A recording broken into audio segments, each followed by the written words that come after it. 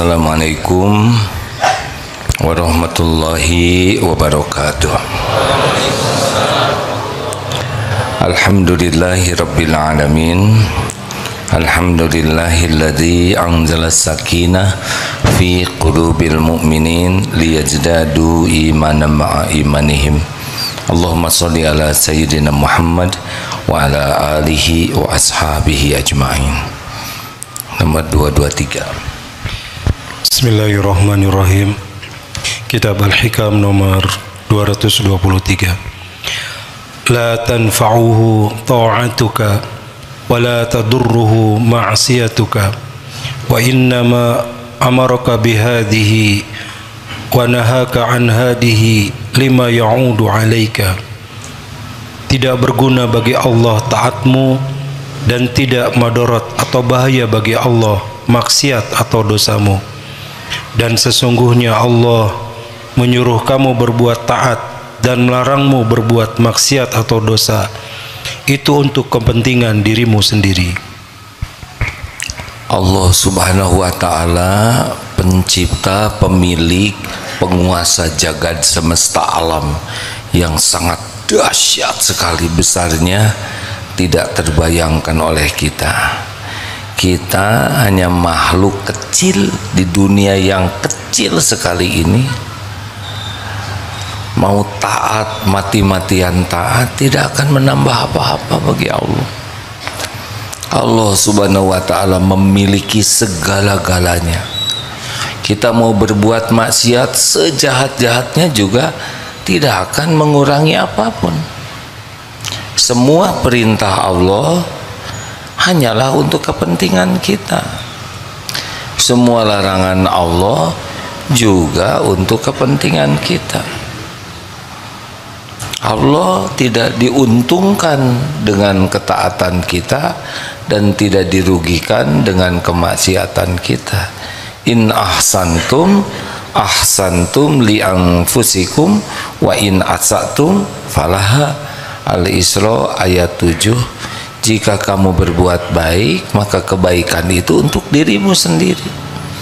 Jika kamu berbuat jahat, buruk, maka keburukan itu pun untuk dirimu sendiri.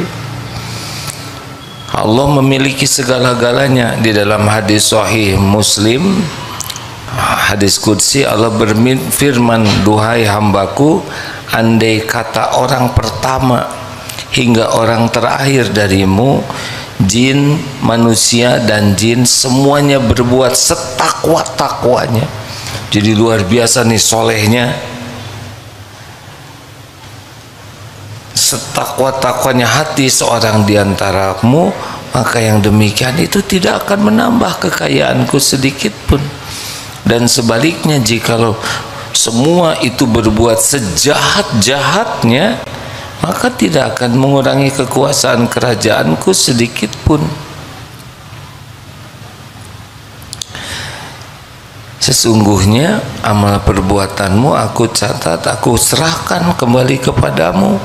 Maka siapa yang mendapat kebaikan, hendaklah ia mengucap alhamdulillah, dan siapa yang mendapat keburukan, kejahatan, maka jangan menista kecuali dirinya sendiri. Jadi sebetulnya hidup ini sederhana sekali hadirin ya. Sederhana, cuma membuat ribet itu dua hal saja. Satu, kita lemah pemahaman agama, jadi tidak mengerti tentang hidup ini. Dan yang kedua, kita kalah oleh nafsu. Itu saja sebetulnya yang membuat hidup ini capek, ribet, ruwet, pusing, cemas, galau, sakit hati, ya tidak jauh. Dua ini saja.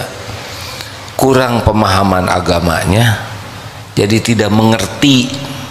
Dan yang kedua, kalah oleh nafsu. Apakah amarah, apakah syahwat, apakah ketamakan terhadap dunia. Nah, kalau dua-duanya ada, udah repot, udah bodoh ilmu agamanya, kalah oleh nafsu, selesai. Ada yang tahu agama tapi kalah oleh nafsu. Nah, mari kita lebih sederhanakan saja hidup ini.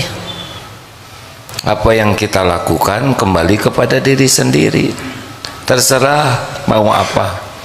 Semua bahagia itu adanya pada amal soleh, iman dan amal soleh. Jadi apa sih kesibukan kita sehari-hari? Ya sibuklah dengan urusan dunia, tapi jangan lupakan kesibukan kita, usahakan nambah iman dan jadi amal soleh. Sudah itu.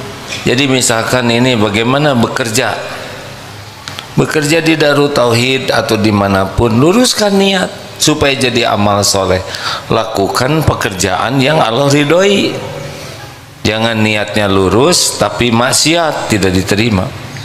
Dan usahakan dalam bekerja itu lingkungannya bisa menguatkan iman. Kalau gaji itu Masya Allah, gaji itu urusan kecil hadirin. Itu gaji itu Allah yang membagikan. Ini sekali lagi ya, rezeki itu sepenuhnya milik Allah, sepenuhnya. Ar-Razzaq, Allah lah yang memiliki langit dan bumi. Rezeki itu sepenuhnya milik Allah, dibagikannya juga oleh Allah sesuka Allah. Kapan Allah memberi, kapan Allah melapangkan, kapan Allah menyempitkan, kapan Allah mengambil, benar-benar sekehendak Allah subhanahu wa ta'ala. Tidak harus pintar, tidak harus kerja habis-habisan. Bagi kita belajar itu amal soleh, bukan untuk pintar. Bagi kita berlatih, punya keterampilan profesional adalah amal soleh. Sedangkan rezeki sesuka Allah. Kadang dibagi lapang, mudah, kadang sempit, kadang tidak diduga-duga datang, kadang tidak diduga-duga habis. Benar? Akan begitu terus. Sebagai apa? Sebagai apa? Sebagai ujian. Jadi kalau yakin, takwa dan tawakal udah ketemu tuh dengan rezeki kita. Tenang saja. Yang penting bagaimana bekerja iman kita nambah. Makanya sambil bekerja usahakan tidak boleh mengabaikan cari ilmu. Wah, bekerja terus selesai 8 jam tambah lembur karena dapat uang, tapi ilmu tidak nambah, gak ada bahagia. Kerja keras terus, order makin banyak, tidak ada waktu untuk belajar, tidak ada waktu untuk nambah ilmu, tidak ada waktu untuk nambah amal. Itu rugi. Maka saudara kalau disuruh lembur boleh saja, tapi kalau lembur terus sampai tidak punya waktu untuk belajar, kita tidak bisa ningkat iman. Akibatnya ya capek saja. Yang 3 itu, selalu cemas dengan yang belum terjadi, kecewa dengan yang sudah terjadi, capek dengan yang dijalani. Udah begitu saja. Umur makin tua, dan makin tua itu makin segala kerasa hadirin. Tubuh makin bermasalah ini, makin bermasalah. Puncaknya fisik, terutama lelaki, usia 30 tahun. 30 tahun ke sana menurun terus. Jadi jangan merasa akan sama terus, tidak. Terus segala kerasa, kolesterol, salah urat, asam urat, urat kejepit, bab urat aja sudah macam-macam. Kebanyakan makan bakso urat. Semua nanti bermasalah tubuh ini. Saya sudah terlampaui sekali usia 33 tahun yang lalu. Decline terus. Kalau tidak nambah iman, tambah derita. Makan ini kebanyakan naik gula, makan ini kolesterol, ini asam urat, ini bisa darah tinggi, ini prostat, macam-macam. Kalau tidak dengan kekuatan iman, kerja keras siang malam, masa tua derita. Maka teman-teman sekalian di Darut Tauhid, kalau mengukur Darut Tauhid ini hanya dengan gaji, mungkin tempat lain banyak yang gajinya lebih tinggi. Silakan, harus pilih. Tapi kalau ngukur kerja untuk meningkatkan iman dan kerja itu sebagai amal soleh, mudah-mudahan di sini salah satu tempatnya. Ustadz Mulyadi, tahun berapa dulu gabung ke sini? 98. 98. Dulu santri apa? Santri pelopor. Santri pelopor. Oh iya. Seangkatan dulu berapa orang santri pelopor? Satu angkatan 50-an. 50. Ada berapa yang tersisa sekarang? Tinggal 2. Tinggal 2. Berarti 48 berada di tempat yang lain. Ada yang sudah meninggal belum? Ada. 2 bulan lalu Pak Harkat, almarhum. Pak Harkat? Harkat. Oh, itu pada badannya bagus ya. Saya ingat Ustadz Mulyadi tinggal di tenda. Punya apa dulu waktu daftar ke sini? Tidak punya apa-apa. Tidak punya ya. 98. Sekarang sudah punya istri? Alhamdulillah. Punya anak? Sudah. Punya rumah? Sudah. Punya mobil? Sudah berapa kali ke Tanah Suci ya? Udah sering. Jabatan beliau sekarang jadi rektor STAI ya, ketua STAI. Kuliah terus, S1, S2, sekarang sedang S3 ya. Itu sudah selesai ya? Sudah selesai. Sudah selesai. Padahal ke sini punten ya, asalnya hanya membawa secari kertas. Bukan Darut Tauhid yang menjamin. Kalau gaji, kira-kira kalau ngandelin gaji kebeli rumah tidak? Tidak. Bisa menafkahi keluarga itu secukupnya buat nyekolahkan anak? Tidak. Kalau ngandalkan gaji, saya tahu gaji beliau berapa. Tapi dari rezeki dari Allah tidak tergantung gaji. Kalau ngandelin gaji, ini udah pada meninggal. Tapi Allah memberi rezeki dari apa aja yang Allah mau. Baik diduga, tidak diduga. Karena rezeki itu milik Allah sepenuhnya. Jadi kalau bekerja hanya untuk gaji, ya sudah, itu yang akan membuat menderita. Coba sekali lagi pertanyaan ini ditanyakan jujur. Kalau gaji kecil, kira-kira semangat tidak kerjanya? Jawab. Kalau tidak semangat bekerja, hasil kerjanya bagus atau jelek? Jelek.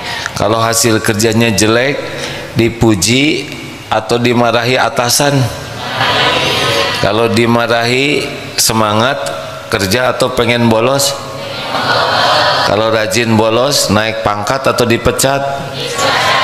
Awalnya karena ngitung gaji. Kalau kerja diniatkan jadi ibadah, Allah udah tahu kebutuhan kita, kebutuhan keluarga, kebutuhan anak-anak. Allah udah tahu buat bayar kontrakan berapa, buat listrik berapa, buat ongkos berapa. Allah tahu semuanya. Tidak ada yang tidak diketahui Allah. Gus, punten ya.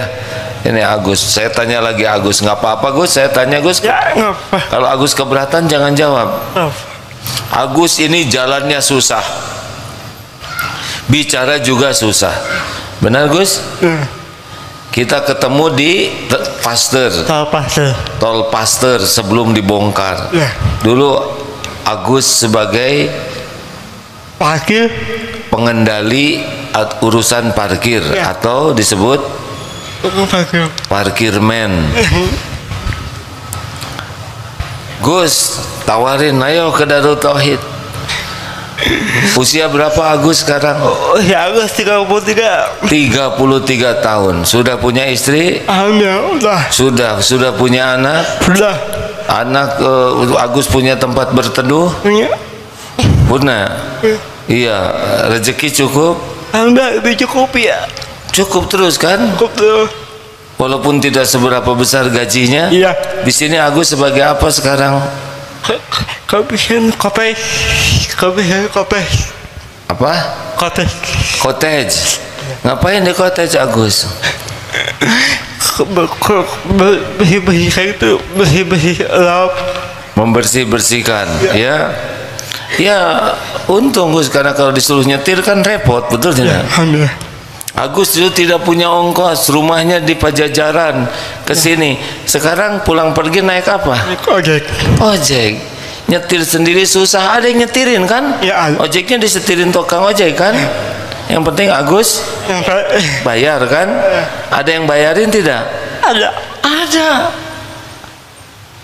Jadi benar-benar hidup ini lebih sederhana.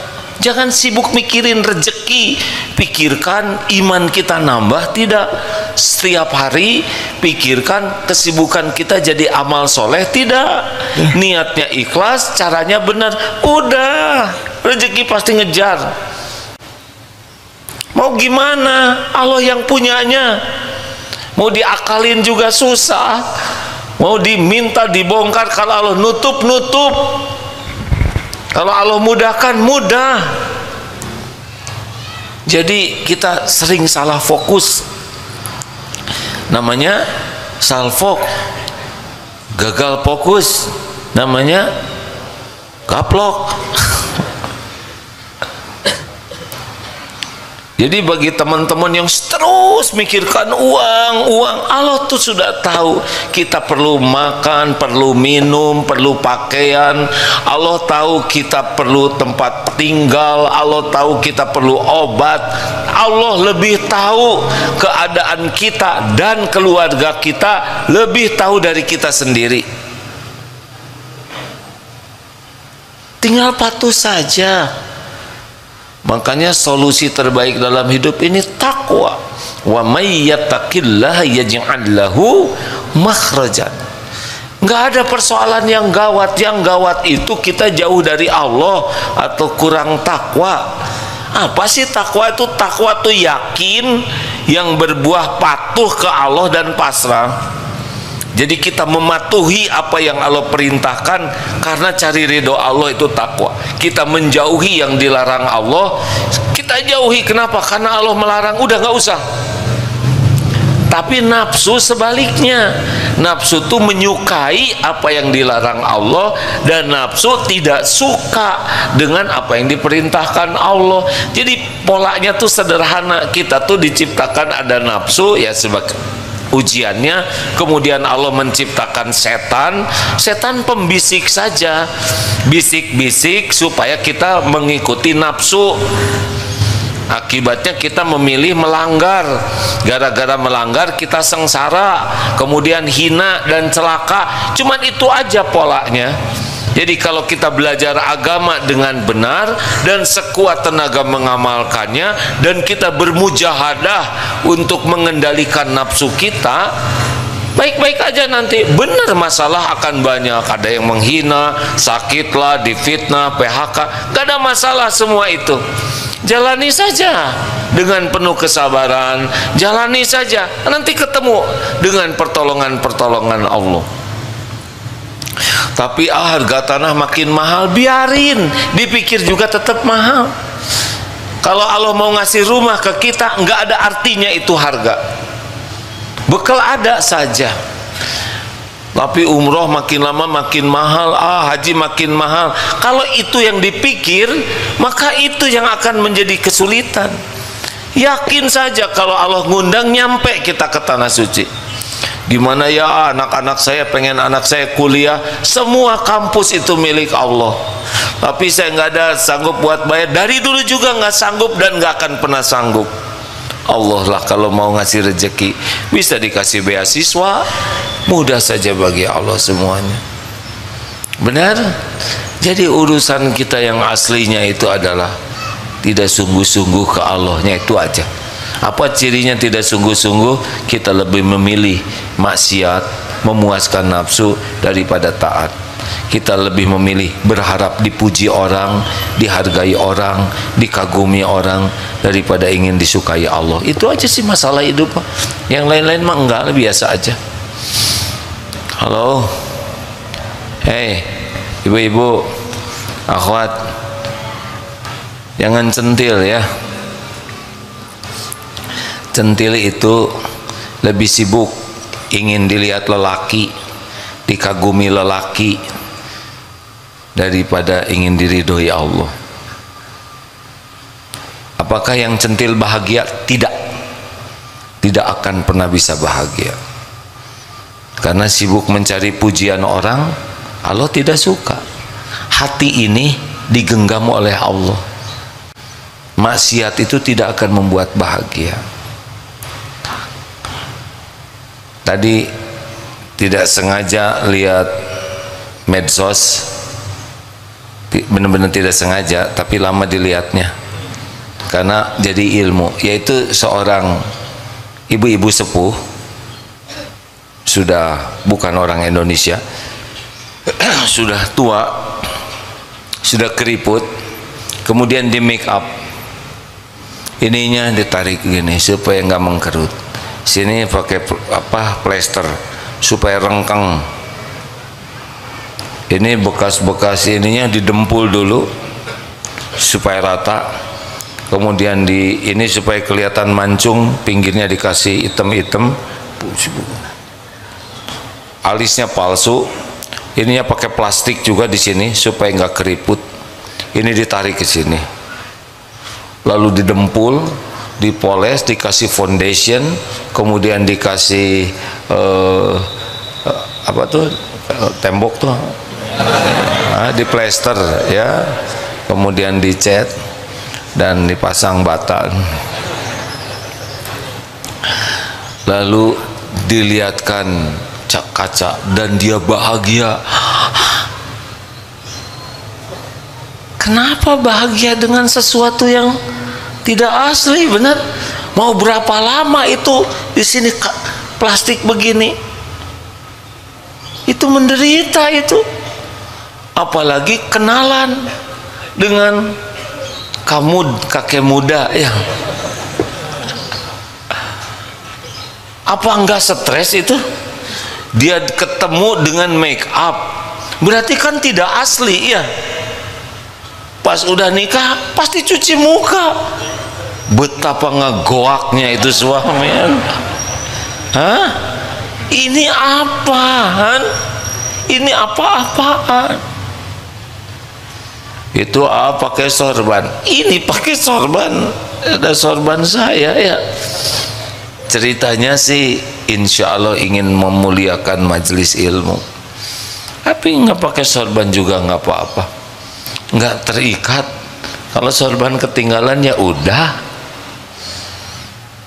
tapi kalau terikat pasti nggak bahagia.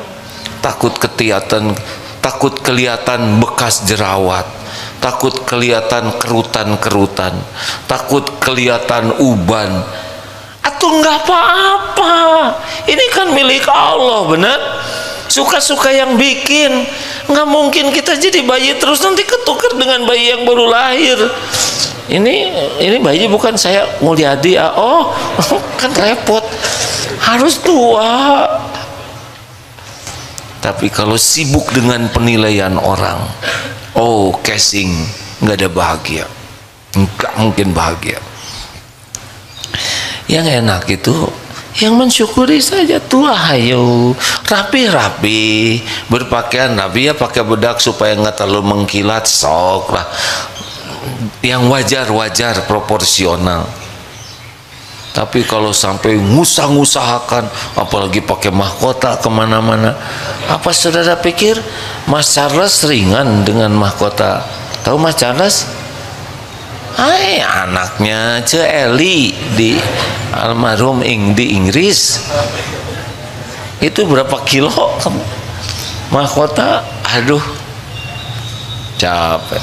Otaknya paling enak hidup ini adalah sibuk dengan penilaian Allah.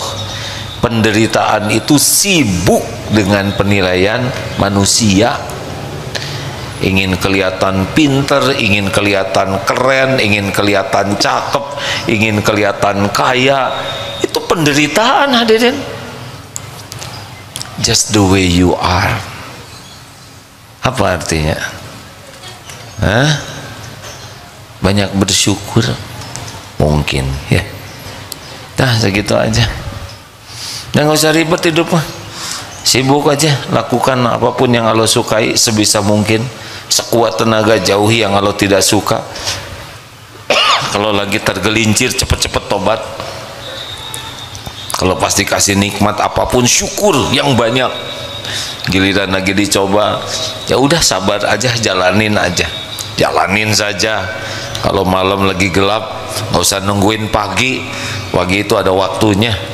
Kalau malam lagi gelap, tahajud. Nanti berkah malamnya. Ada pertanyaan silakan. Santri ini serius nih.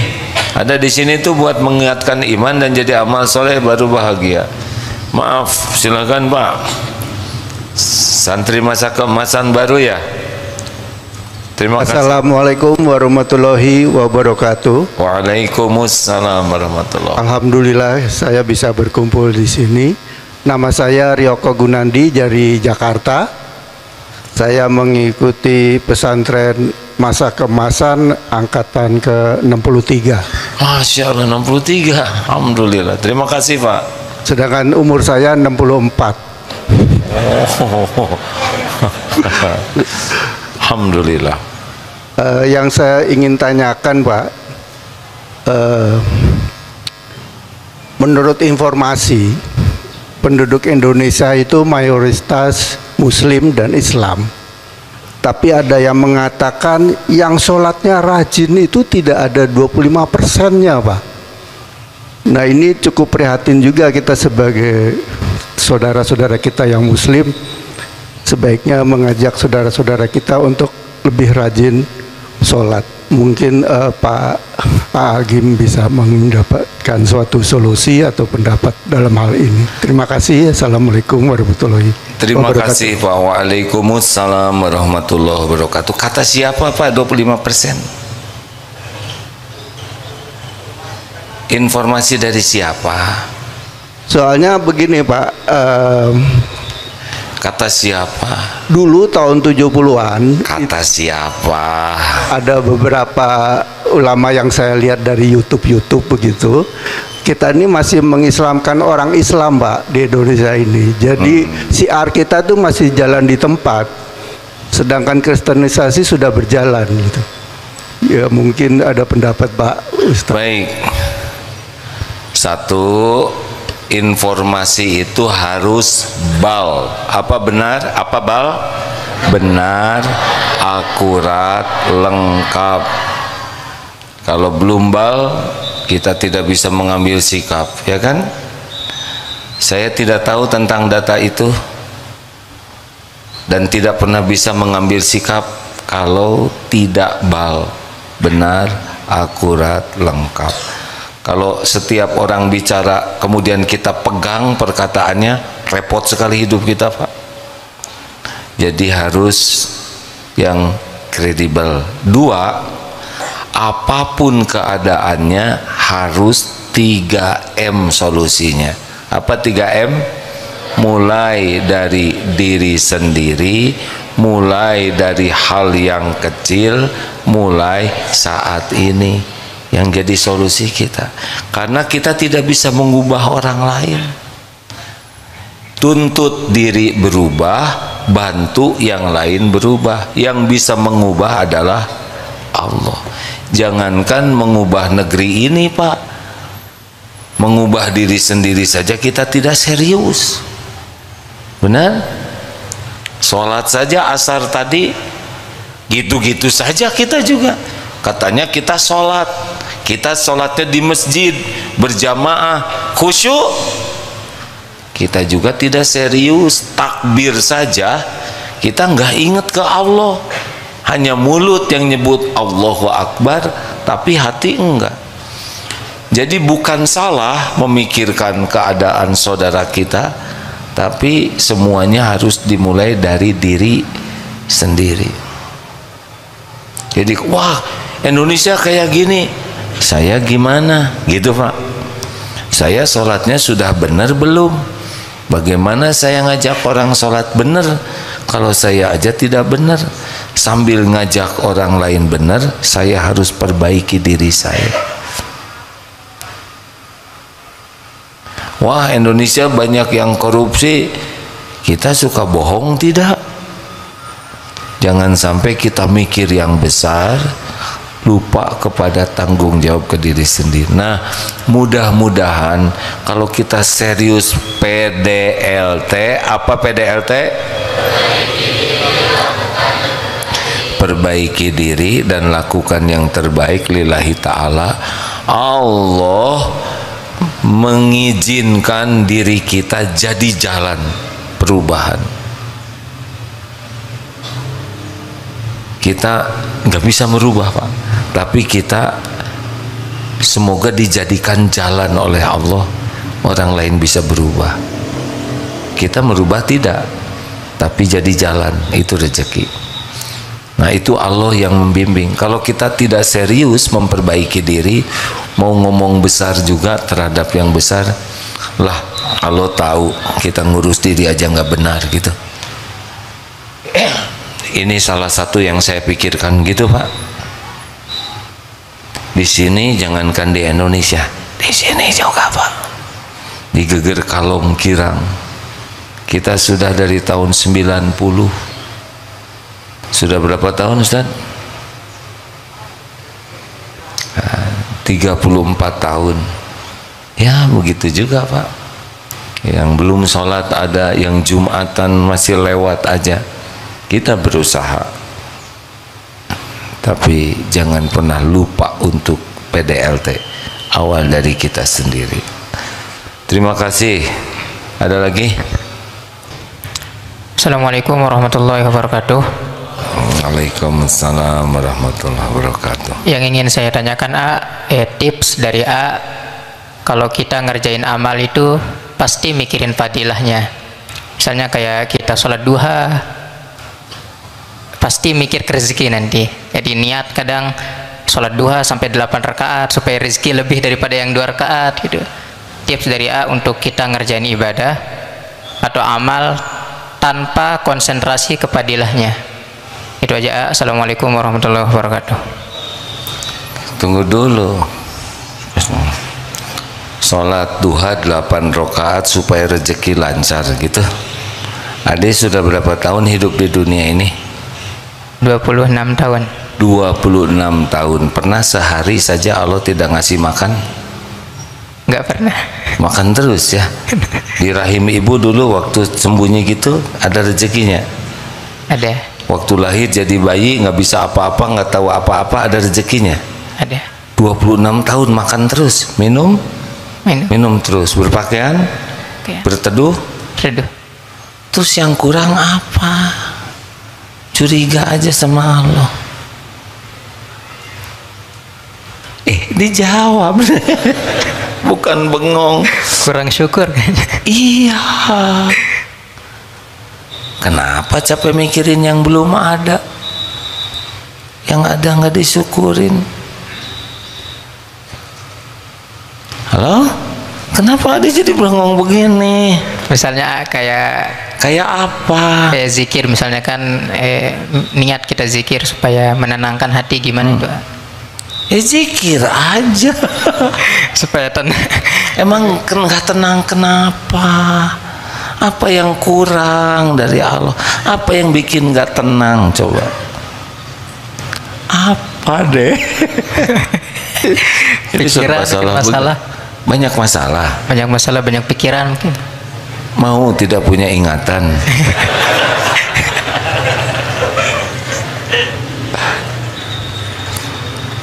Itu normal. Hidup ini kan sepenuhnya ujian. Salahnya kita itu enggak ke Allah. Tapi adek udah bener tadi, banyak masalah. Minta rezeki duha 8 rakaat. Emang kurang rezeki dari Allah?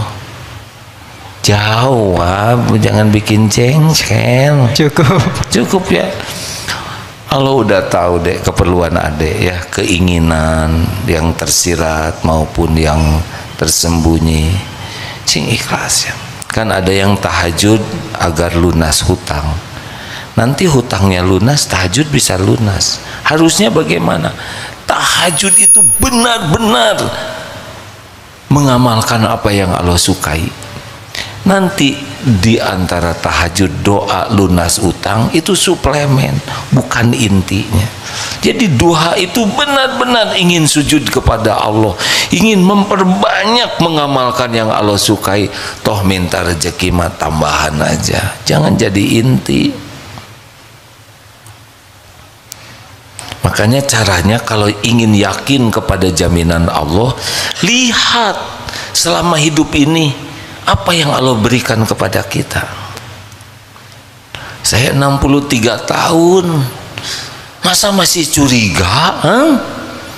63 tahun dikasih makan tiap hari, dikasih nafas, didetakkan jantung, kasih pakaian, kasih begitu banyak setiap saat. Masa masih curiga? Ini bahaya, curiga ke Allah ya. Kenapa kita curiga? Karena sibuk mikirin yang belum ada. Tapi saya pengen rumah, mending pengen bersyukur. Sekarang tinggal di mana? Di rumah siapa? Kontrakan. Pengen punya rumah? Pengen nggak? Banyak mana mikirin rumah yang belum dibeli, yang nggak ada uangnya, atau nyukurin rumah yang ada? Jawab, mana yang paling penting? Mikirin yang belum ada atau nyukurin yang ada? Mikirin yang belum ada. Mikirin yang belum ada.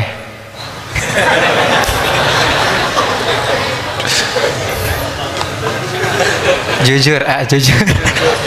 Ya udah, sok atuh pikirin siang malam ya.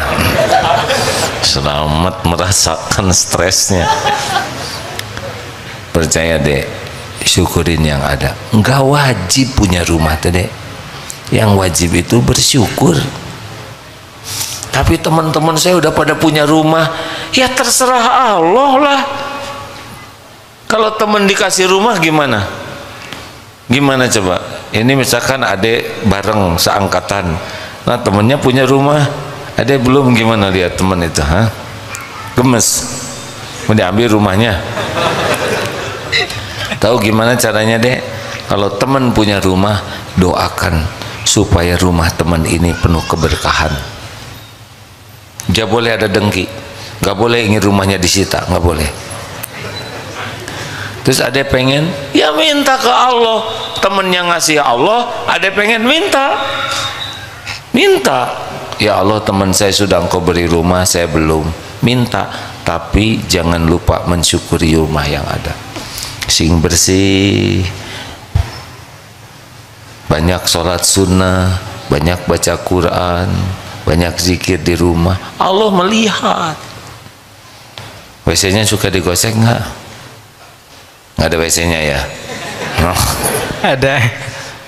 Coba Allah ngelihat, ada rajin nggak ngebersihin itu? Allah lihat. Kalau rumah yang ada nggak dirapihin, nggak pernah pakai ngaji, nggak pernah pakai sholat sunnah, nggak pakai memuliakan tamu misalkan, ya sudahlah. Deh, Allah teh udah tahu sebelum ade ngomong juga Allah udah tahu apa yang ada di hati ade. Kalau kita mau doa, sebelum terucap doa itu Allah udah tahu apa yang mau kita minta. Tenang. Ya, makanya saya kesini juga gitu kan. Nah, ya, bukan ada yang mau kesini, Allah yang menakdirkan ade kesini. Kalau Allah mau ngasih ilmu, pasti ketemu dengan ilmunya. Apa saudara pikir kesini itu sesuai dengan keinginan kita semua? Enggak. Allah. Terakhir, ya silakan Ibu. Assalamualaikum warahmatullahi wabarakatuh. Terima kasih atas kesempatannya. Kalau kita melihat anak-anak belum sesuai harapan, bahkan jauh dari yang kita harapkan, apa yang pertama kita lakukan? Apa? Taubat. Semua kepahitan, semua kegelisahan, semua musibah itu diundang oleh kita sendiri. Nabi banyak ditimpa musibah, beda. Nabi orang soleh untuk mengangkat derajat. Ada bagi kita, kita lihat. Tapi kita tidak boleh melihat orang lain karena dosanya. Begini, misal kita lihat teman kita kena musibah, kita berhusnudzon, musibah inilah yang akan mengangkat derajatnya. Tapi kalau kita kena musibah, kita harus yakin ini adalah karena dosa kita. Tapi kalau teman kena, mungkin ini Allah akan mengangkat derajatnya, menggugurkan dosanya. Kalau saya ada sesuatu dengan anak-anak yang belum sesuai harapan, maka harus tobat. Jangan atau sangat boleh jadi karena saya belum jadi contoh yang baik, saya belum mendidik dengan cara yang benar, dengan niat yang benar. Mungkin mendidik tapi belum tentu niatnya benar dan caranya benar. Saya belum sungguh-sungguh mendoakan dengan tulus anak ini, tapi masih jengkel saja. Padahal jengkel tidak menyelesaikan masalah. Yang banyak mendapatkan pertolongan Allah bukan kejengkelan, tapi doa. Seberapa sungguh-sungguh kita menghibah kepada Allah, memohon ampunan atas kelalaian kita mengurus anak-anak yang diamanahkan. Seberapa dalam kita mengakui kesalahan kita, dan seberapa sungguh-sungguh kita mohon Allah yang mengubahnya. Ini dasarnya dulu. Langkah selanjutnya, buka komunikasi yang baik. 3 syarat komunikasi jadi dekat. 1, aman. Kita tidak dianggap sebagai ancaman, maka jangan dulu melarang dan menyuruh. Buatlah perbincangan yang lebih aman, yang orang nyaman anak itu. 2, supportive. Kita posisinya bukan menghakimi, menyalahkan, menghujat, tapi membantu menjadi lebih baik. Dia -5, posisi kita membantu supaya jadi -3, -1, mungkin masih tapi sudah lebih baik dibanding yang sebelah. Kita harus sabar menjalani. Dan yang ketiga, terbuka. Kita harus minta masukan dari anak-anak. Buka diri kita agar anak bisa memberikan masukan, kritik, saran, koreksi kepada kita. Barulah bisa syariatnya dekat. Semoga Allah mengampuni kita semua. Allahumma salli ala sayyidina Muhammadin wa ala alihi wa ashabihi ajma'in. Alhamdulillahi rabbil alamin. Allahumma inna nas'aluka ridhaka wal jannah wa na'udzubika min sakhatika wan nar. Duhai Allah yang maha menatap, berkahi majelis ini. Kami benar-benar berharap keridhaan-Mu kepada kami. Ya Allah, jadikan pertemuan ini benar-benar menghapuskan semua dosa, semua aib kami, sebanyak apapun, sekelam apapun masa lalu kami. Ampuni segala kemusyrikan kami ya Rabb. Allahumma inna na'udzubika min an nusyrika bika syai'an na'lamu wa nastaghfiruka lima la na'lamu. Kami benar-benar mohon ya Allah, berlindung kepadamu dari segala kemusyrikan, dari apa-apa yang kami tahu, dan kami mohon ampunanmu dari apa-apa yang tidak kami tahu. Ya Allah, bersihkan kami dari sifat munafik, bersihkan diri kami dari kedengkian terhadap saudara kami yang beriman, bersihkan hati ini ya Allah dari segala ujub dan takabur. Bersihkan hati ini dari segala penyakit hati yang terang-terangan, yang sembunyi-sembunyi. Allahumma ati nufusana taqwaha wa zakkiha anta khairu man zakkaha anta waliyuha wa maulaha. Ya Allah, karuniakan kepada kami jiwa yang takwa. Bersihkan jiwa kami ini, ya Allah. Engkaulah sebaik-baik yang kuasa membersihkannya. Engkaulah pelindung dan penolong jiwa ini. Allahumma ighfir lana wa liwalidina warhamhum kama rabbawna shighara. Ya Allah, ampuni segala keburukan kami kepada ibu bapa kami. Ampuni dan sayangi orang tua kami. Rabbana hab lana min azwajina wa dzurriyyatina qurrata a'yun waj'alna lil muttaqina imama. Selamatkan keluarga kami, ya Allah. Selamatkan keluarga kami. Jadikan keluarga ahli takwa. Jadikan keluarga kami bisa berkumpul semuanya jadi ahli surga. Allahumma ighfir lil mu'minina wal mu'minat wal muslimina wal muslimat al ahya'i minkum wal amwat.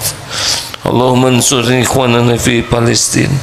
Tolonglah saudara-saudara kami di Palestina, ya Allah. Engkau menyaksikan segalanya dengan sempurna. Engkau satu-satunya yang kuasa menolong, menyelamatkan, melindungi, menjaga, ya Allah. Tiada selain Engkau yang kuasa. Engkau yang kuasa mencukupi setiap keperluan saudara kami. Engkau yang menghiburnya yang dari kala duka. Engkau yang kuasa menggantikan semua yang kehilangan dengan yang lebih baik. Ya Allah, kokohkan iman saudara-saudara kami. Sempurnakan amal solehnya. Jadikan menjadi orang yang Engkau muliakan fid dunya wal akhirat. Rabbana atina fid dunya hasanah wa fil akhirati hasanatan wa qina adzabannar. Subhana rabbika rabbil izzati amma yasifun. Wassalamun alal mursalin walhamdulillah. Ada santri yang dimintakan doa oleh orang tuanya, Fauzan namanya, sekarang diuji tumor. Ini santri di Serua. Ya Allah ya Syafi anta syafi. Allahumma ya Rabban nas idbil ba'sa wasfihu anta syafi. La shifaan illa shifa'uk, shifaan la yughadiru saqama. Ya Allah, sembuhkan ya Karim, sembuhkan hambamu yang sedang sakit ini, juga hamba-hambamu yang sedang berharap disembuhkan olehmu. Taqabbal minna ya arhamar rahimin, innaka antas samiul alim. Amin ya rabbal alamin. Subhanakallahumma bihamdik asyhadu an la ilaha illa anta astaghfiruka wa atubu ilaik. Assalamualaikum warahmatullahi wabarakatuh.